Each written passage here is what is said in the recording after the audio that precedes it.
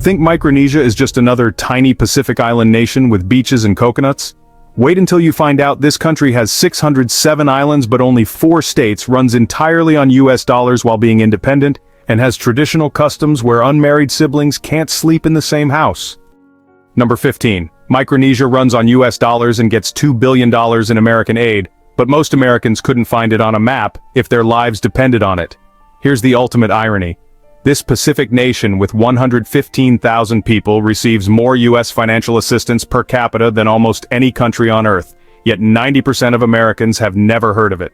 Under the Compact of Free Association, the US provides approximately $133 million annually in direct grants. That's over $1,100 per resident per year in free money from American taxpayers. You heard right, every single person in Micronesia essentially gets a $1,100 annual check courtesy of Uncle Sam. The arrangement is so generous that Micronesians use US currency, carry US passports for travel, and can join the American military, yet they're completely independent with their own government. Picture this bizarre situation. You can walk into any store in Micronesia and pay with the same dollar bills you use in New York, but you're in a sovereign nation 6,000 miles from the US mainland. The aid dependency is so extreme that government salaries, infrastructure projects, and even basic services would collapse overnight if American funding stopped flowing.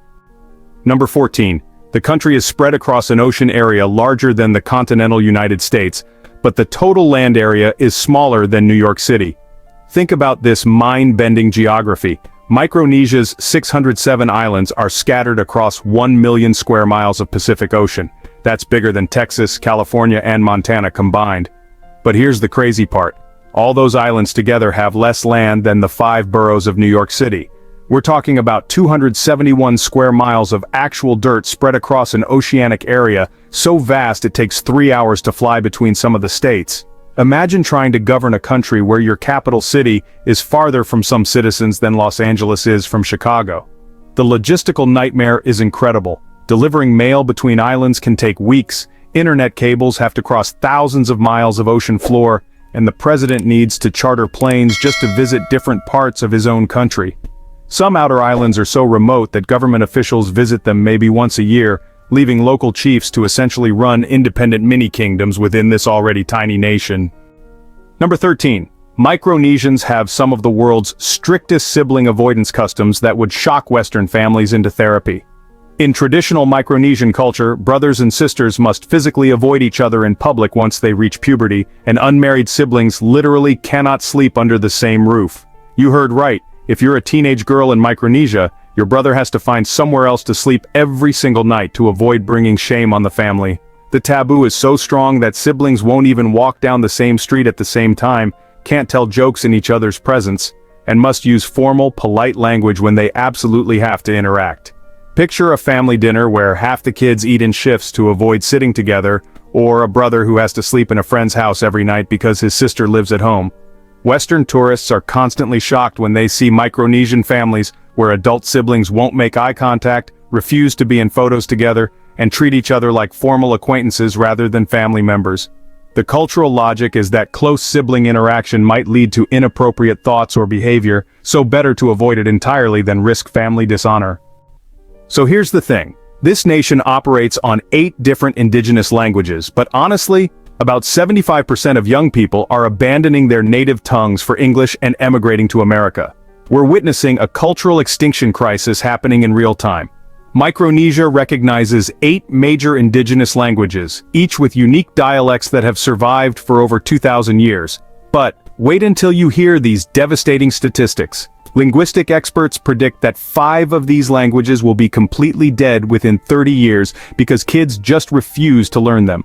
The brain drain is so severe that entire islands are losing their cultural identity as young people flee to Hawaii, California, and Guam for education and jobs that really just don't exist back home. Imagine villages where grandparents speak only traditional Chuukese or Yapese, parents are bilingual, but grandchildren respond only in English and dream of moving to America. Schools conduct classes in English while traditional songs and stories go unrecorded because honestly, no one under 40 considers them worth preserving. And the irony is brutal. These islands maintain their languages through centuries of colonial rule by Spain, Germany, and Japan, only to lose them voluntarily to American pop culture and economic opportunity. In fact, some outer islands now have more native speakers living in Los Angeles apartment complexes than remaining on their ancestral homes. Number 11. Micronesia has the highest military recruitment rate per capita in the world, with these tiny Pacific islands sending more soldiers to Iraq and Afghanistan than, believe it or not, some US states. Sounds unbelievable, but this nation of about 115,000 people has contributed more military personnel per capita to recent American wars than even Texas or California. Under the Compact of Free Association, Micronesians can join the US military without being American citizens, and honestly they do so at rates that make Pentagon recruiters weep with joy. The statistics are staggering. Micronesia sends roughly 3 times more soldiers per capita than the US national average. Now, here's the heartbreaking part. Many young Micronesians see military service as their only escape route from islands with 60% unemployment rates and no economic opportunities beyond subsistence fishing. Just picture 18-year-olds from tropical islands who have never seen snow volunteering to patrol the mountains of Afghanistan because, well, it's literally their best career option. The casualty rates are proportionally devastating. Some Micronesian communities have lost more young men in Iraq than towns 100 times their size in mainland America. Veterans return to islands where their military salaries make them wealthy by local standards, but their war trauma goes untreated because mental health services barely exist in a nation spread across millions of square miles of ocean. Number 10. The country's traditional navigation methods are so advanced that islanders can sail thousands of miles using only wave patterns, star positions, and the flight paths of birds. This isn't some romantic myth about ancient seafaring. Micronesian navigators today still use techniques that, honestly, make GPS look pretty primitive. These wave pilots can detect invisible wave interference patterns caused by islands hundreds of miles away, feeling subtle changes in ocean swells with their testicles while lying in the bottom of outrigger canoes. Yeah, you heard right. Traditional navigators literally use their genitals as precision instruments to detect wave refraction patterns imperceptible to modern sonar equipment. The knowledge is so complex that master navigators train for 20 years learning to read 32 different types of ocean swells, memorize the positions of 220 stars, and interpret the flight patterns of over 50 bird species to determine proximity to land. Picture navigating from Micronesia to the Philippines, a journey of 1,800 miles across open ocean, using nothing but wave patterns felt through your body stars visible only at certain times, and the knowledge that certain seabirds fly exactly 47 miles from their roosting islands each morning. Western oceanographers study these techniques with the same reverence that physicists study Einstein's theories, yet most Micronesians under 30 consider traditional navigation backwards and prefer smartphone GPS apps that, well, stop working the moment you lose cell tower coverage in the middle of the Pacific. Number 9. Micronesia's healthcare system provides free medical care to all citizens, but patients needing serious treatment must be flown 6,000 miles to Hawaii at government expense. Here's a medical system that operates more like a military evacuation unit than a traditional healthcare network. The FSM government provides completely free healthcare to all citizens, including prescription drugs, surgery, and emergency medical evacuations that can cost $100,000 per patient. But here's the catch. Anything more complex than basic first aid requires medical evacuation to Honolulu, because there are, honestly, exactly 0 specialists, MRI machines, or cancer treatment facilities in the entire country. Picture being diagnosed with appendicitis on a remote Micronesian island. Your treatment plan involves a chartered medical flight across 3,000 miles of Pacific Ocean to reach the nearest hospital capable of performing surgery. The logistics are insane. Medical evacuations must be coordinated between 4 different nations' air traffic control systems. Patients sometimes wait days for weather conditions suitable for small aircraft, and family members often can't afford to accompany patients on evacuation flights costing more than most islanders earn in 5 years.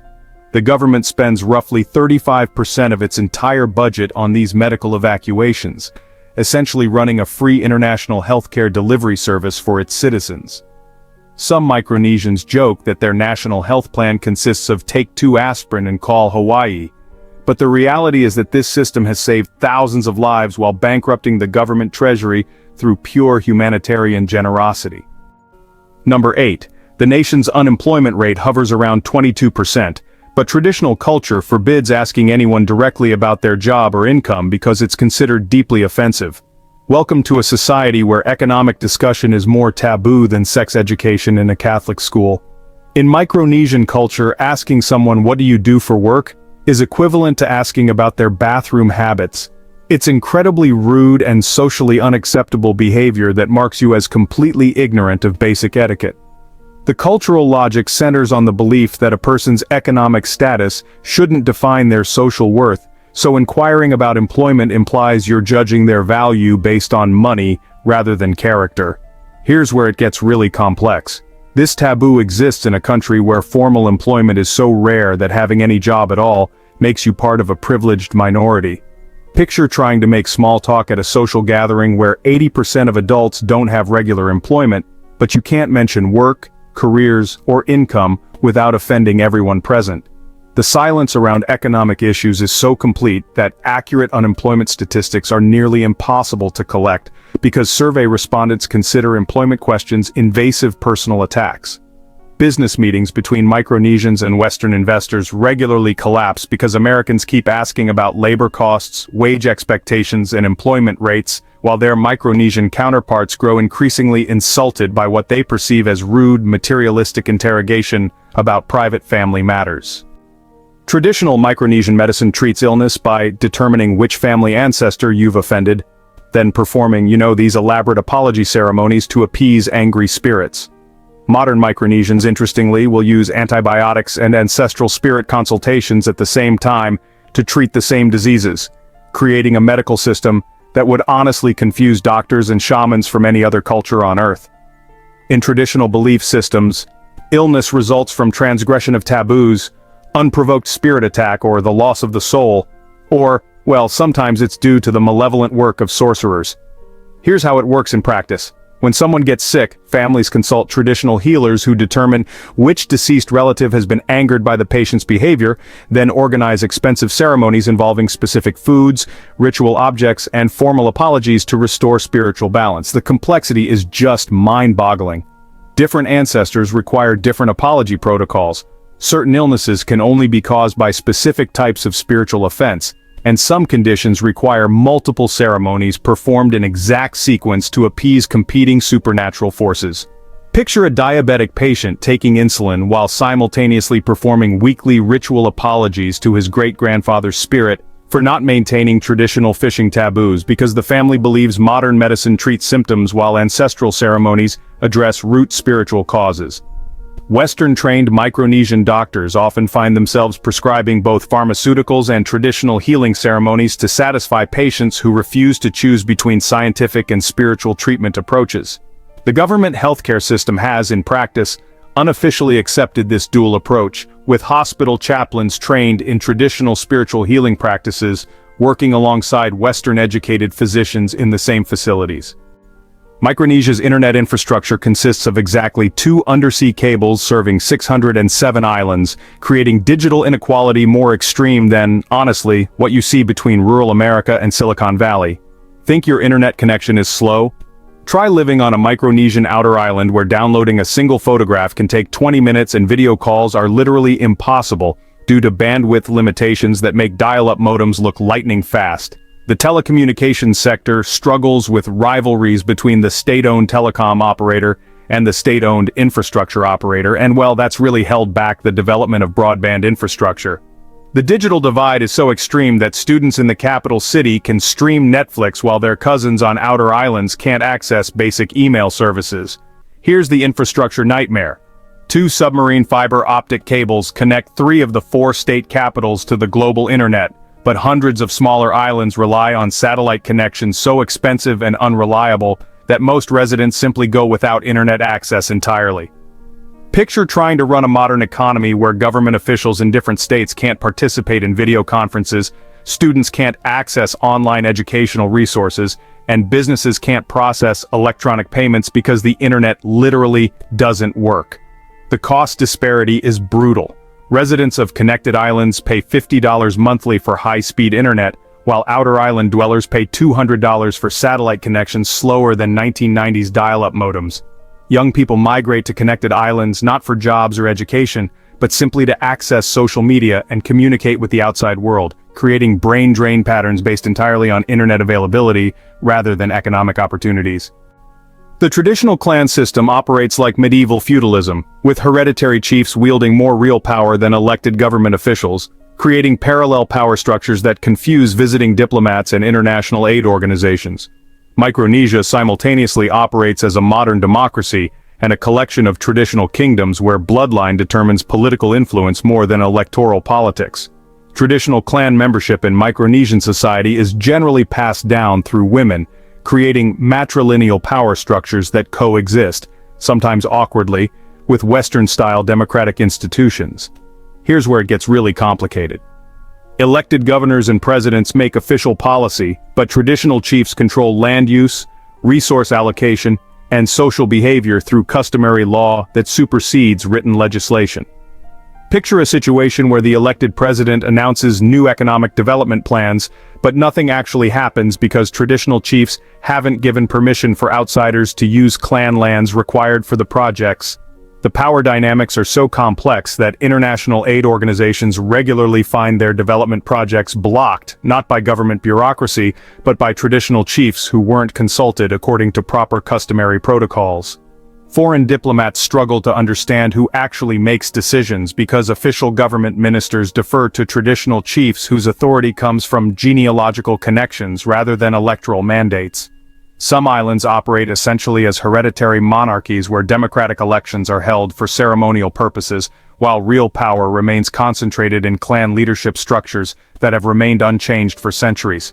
The result is a political system where traditional chiefs can overrule elected officials, customary law trumps written legislation, and ancestral land rights supersede democratic governance, creating a functional society that makes no sense to anyone trained in Western political science.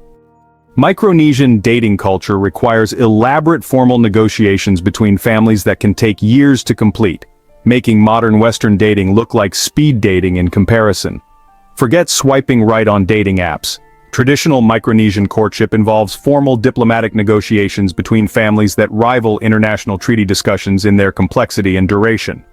The process begins when families identify potential matches based on clan compatibility, economic status, and political alliances rather than romantic attraction between individuals.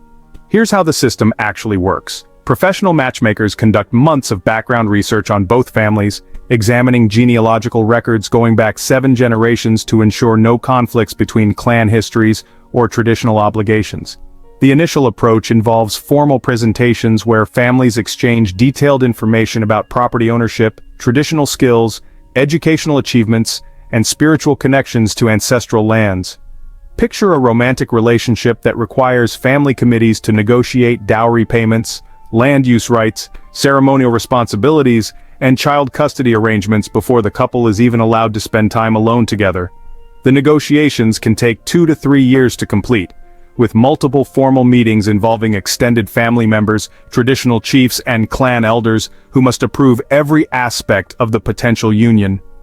Modern young Micronesians find themselves torn between traditional expectations and contemporary desires for individual choice, leading to secret relationships that must be hidden from families until formal negotiations can be initiated. Some couples emigrate to Hawaii or Guam specifically to escape traditional courtship requirements, choosing American-style dating and marriage customs over cultural obligations that can consume years of their lives in diplomatic discussions between families who treat romance like international diplomacy. Number 3. The country's immigration system creates one of the world's strangest citizenship situations where, believe it or not, Micronesians can live permanently in America, but Americans need visas to visit Micronesia for more than 30 days. This is honestly diplomatic inequality that makes no logical sense to anyone familiar with normal international relationships. Under the Compact of Free Association, any Micronesian citizen can move to the United States permanently without visas, work permits, or immigration restrictions, essentially giving them rights that, millions of other foreigners spend decades trying to obtain. But here's the bizarre part. Americans planning to stay in Micronesia longer than 30 days must apply for visas, submit to background checks, and prove they won't become financial burdens on the Micronesian government. The irony is staggering. Micronesians receiving billions in U.S. aid can move freely to America and access social services, while Americans providing that aid face immigration restrictions when visiting the islands their tax dollars support. Picture the diplomatic weirdness. A Micronesian family can relocate to Los Angeles tomorrow with zero paperwork, but an American business owner wanting to invest in Micronesian tourism must navigate months of visa applications and bureaucratic approvals. The migration flow is so one-directional that some Micronesian communities have larger populations living in American cities than remaining on their home islands. Hawaii has over 15,000 Micronesian residents who maintain voting rights in FSM elections while accessing American healthcare, education, and social services that just don't exist back home. The system essentially operates as a one-way demographic evacuation program disguised as diplomatic reciprocity, allowing Micronesians to escape poverty and limited opportunities while preventing Americans from easily accessing the tropical paradise their government subsidizes. Number 2. Micronesia's traditional architecture includes men's clubhouses, where women are absolutely forbidden to enter under penalty of traditional punishments that can include exile or worse, creating gender-segregated spaces more extreme than any religious fundamentalist society. These aren't just exclusive men's clubs, they're sacred spaces where traditional law literally prohibits women from setting foot inside buildings that serve as centers of political, religious, and social power in many communities. The taboo is so absolute that traditional punishments for violation included permanent banishment from the island, public humiliation ceremonies, or in extreme historical cases, death penalties administered by clan justice systems. Picture walking through a Micronesian village and seeing buildings that half the population cannot legally enter, where traditional chiefs conduct important community business while systematically excluding women from political decision-making processes. The exclusion extends beyond physical space.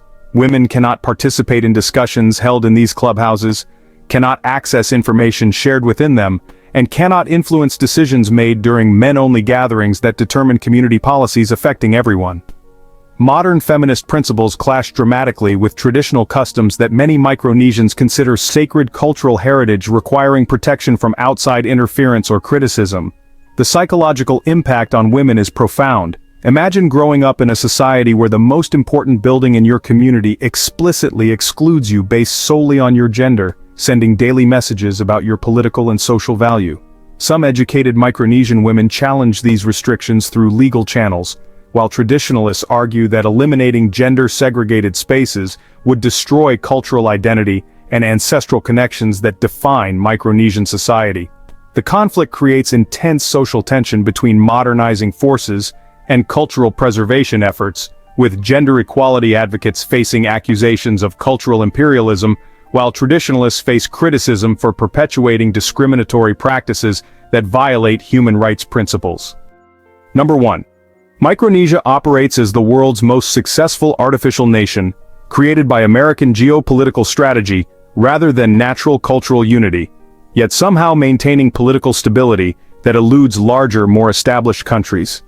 This is the ultimate revelation about Micronesia. It exists only because American military planners in the 1970s needed a buffer zone against Soviet expansion in the Pacific, not because its diverse island cultures naturally belong together in a single nation.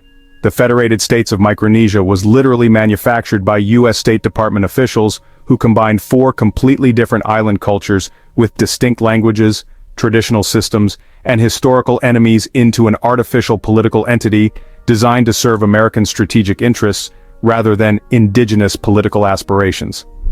The people are actually a heterogeneous mixture with different customs and traditions bound together by recent history and common aspiration rather than natural cultural unity. Here's the mind-blowing part. This artificially created nation has somehow achieved political stability and democratic governance that puts many naturally occurring countries to shame, despite being composed of cultures that had minimal historical interaction before American colonization forced them together. The success is so unexpected that political scientists study Micronesia as proof that artificial nations can work better than organic ones when designed with sufficient financial incentives and cultural autonomy.